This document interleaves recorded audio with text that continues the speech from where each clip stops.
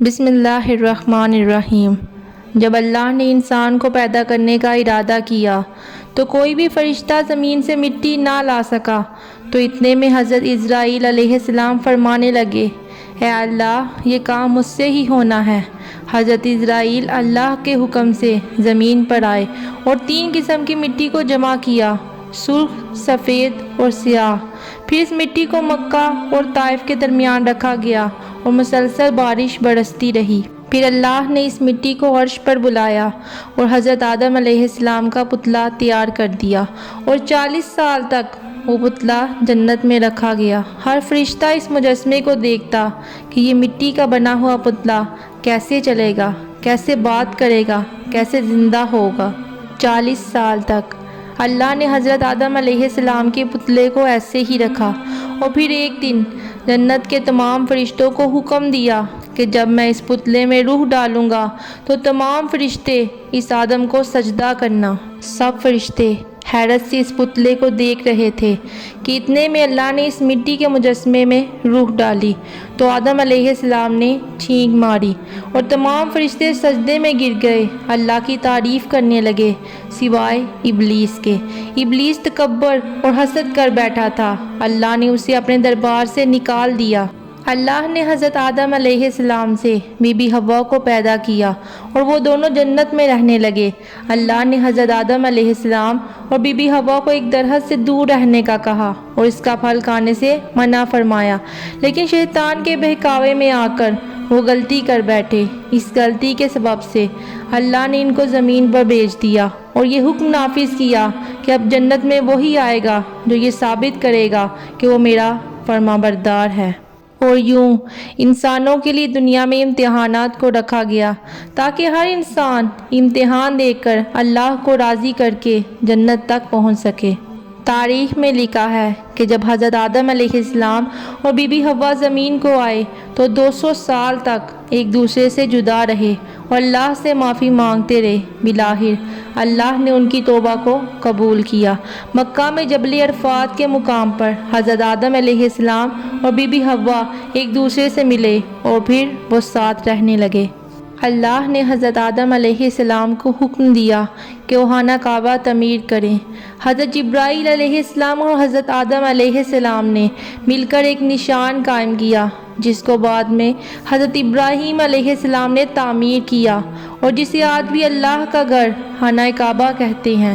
حضرت آدم علیہ السلام جب بھی اپنی خطا کو لے کر شرمندہ ہوتے یا اللہ کی عبادت کرنا چاہتے تو اس جگہ آ کر اللہ کا ذکر کر کے اللہ کو راضی کیا کرتے۔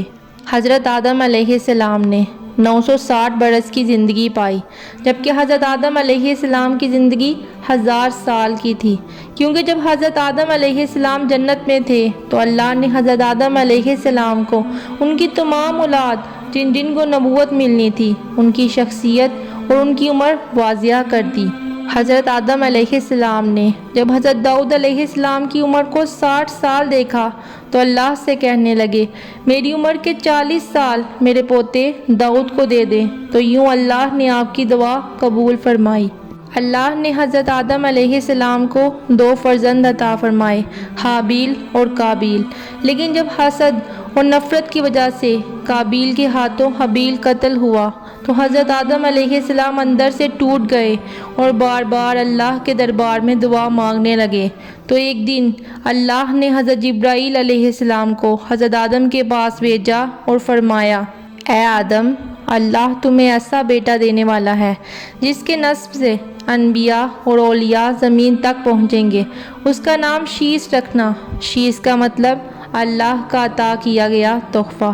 اور یوں اللہ نے حضرت آدم علیہ السلام کی نسل کو زمین پر پھیلا دیا۔ جب حضرت آدم علیہ السلام کا آخری وقت آیا، آپ نے اپنے بیٹوں سے کہا، میرا جنت کے پھل کھانے کا جی کر رہا ہے۔ آپ کے بیٹے زمین پہ جنت کے پھل ڈھونڈتے رہے کہ اچانک انہیں فرشتے ملے اور کہنے لگے، اے بنی آدم، کہاں جا رہے ہو؟ انہوں نے کہا، ہم اپنے بابا آدم کے لیے جنت کے پھل ڈھونڈ رہے ہیں۔ ان فرشتوں نے کہا، جاؤ، تمہارے بابا چند دنوں کے مہمان ہیں۔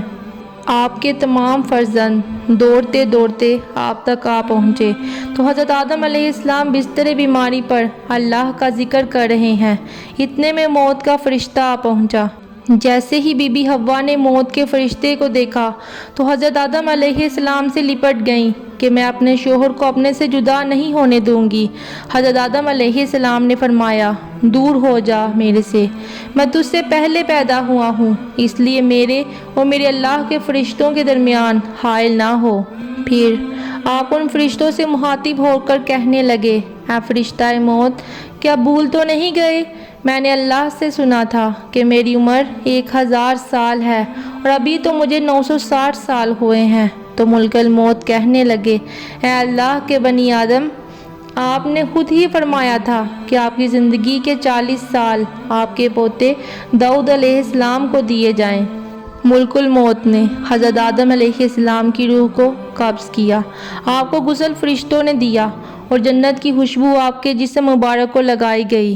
پھر آپ کی نماز جنازہ فرشتوں نے حضرت جبرائیل علیہ السلام کے پیچھے ادا کی اور زمین کھود کر آپ کی تدفین کی، اور تمام انسانوں کے لیے اللہ کا یہ حکم نافذ کیا کہ جب بھی کسی کا انتقال ہو تو اس کے جسم کو ایسے ہی دفن کیا جائے۔ آج بھی ہر مسلمان اسی عمل سے اپنے پیاروں کی تدفین کرتا ہے۔ آپ کی قبر مبارک کی جگہ کو لے کر اختلافات ہیں۔ کچھ علماء کے نزدیک آپ کی تدفین کی جگہ سری لنکا، تو کچھ کے نزدیک عراق اور کچھ کے نزدیک مسجد حریف کے صحن یا اندر میں ہے۔ بعض روایتوں میں ہے کہ جب حضرت آدم علیہ السلام کی روح قبض کرنے فرشتہ آ پہنچا تو آپ نے اپنے بیٹے حضرت شیس علیہ السلام سے کہا، کیا میرے جانشین، میں نے اللہ سے سنا تھا کہ عنقریب زمین پر ایک بہت بڑا طوفان آئے گا۔ اگر تم اس وقت تک زندہ رہو تو میرے جسم کو اس کشتی نوح میں سوار کرنا جو نجات کا ذریعہ ہے۔ اگر تم اس وقت تک زندہ نہ رہ سکو تو اپنی اولاد سے وصیت کرنا کہ میرے جسم کو کشتی نوح میں سوار کریں۔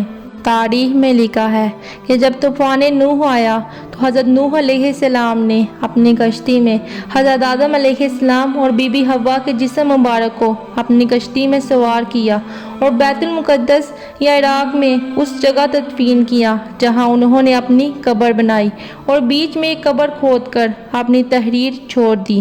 جب حضرت علی رضی اللہ تعالیٰ عنہ نے شہادت پائی تو انہوں نے وصیت کی کہ میرے جنازے کو اونٹ پر رکھ دینا، حسن اور حسین پیچھے چلتے رہنا، جہاں اونٹ رکے گا وہاں ایک چمکیلا پتھر ہوگا، اس کو ہٹانا تو وہاں میری قبر بنی ہوگی۔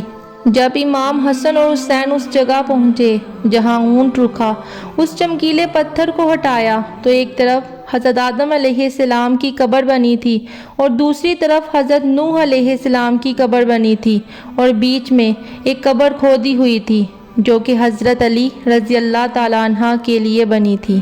حضرت آدم علیہ السلام نے اپنی موت سے پہلے اپنی اولاد کو شیطان سے دور رہنے اور اس کے مکر و فریب سے بچنے کی وصیت کی، اور مشکل وقت میں اللہ ہی سے مدد مانگنے کو کہا۔ اے ہمارے رب، ہم نے اپنے آپ پر ظلم کیا، اور اگر تو نے ہمیں نہ بخشا اور ہم پر رحم نہ کیا تو یقیناً ہم ضرور خسارہ پانے والوں میں سے ہو جائیں گے۔